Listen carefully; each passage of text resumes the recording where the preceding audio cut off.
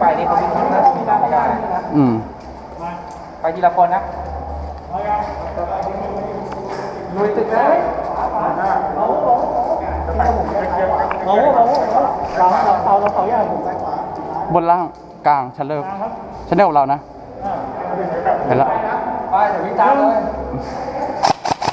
ไปใครจะไป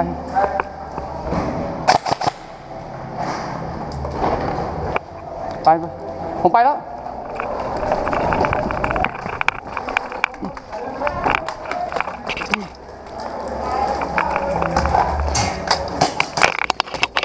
โดน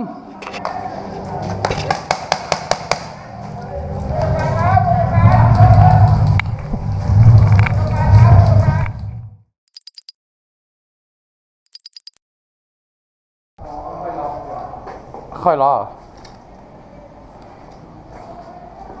ปีนวิ่งไปฝั่งนู้นเลยปะล่ะเอาเลยนะไป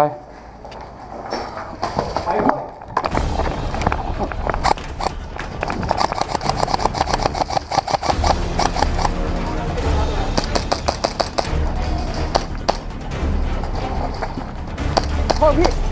ไปโทษพี่นั่นพี่ถ้าแรงเหรอพี่ก้ม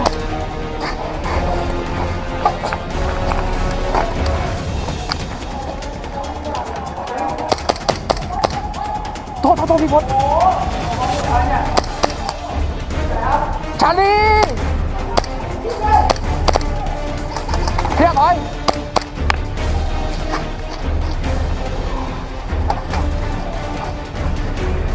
มีเต็ม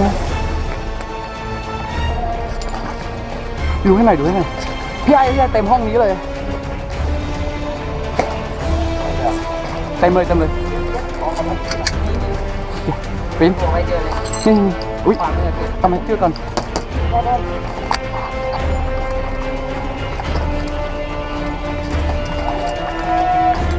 พี่เป็นคนดีลากเข้ามา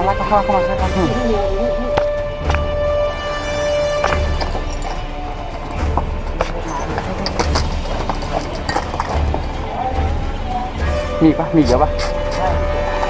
พี่แจง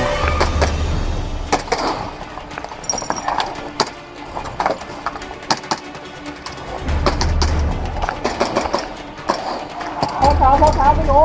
โทษครับเป็นแบ็ค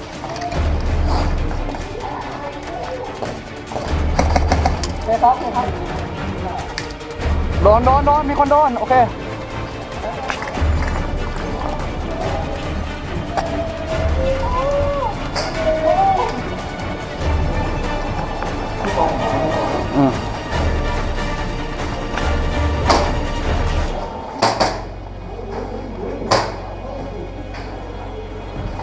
ปิ้นยังมองปิ้น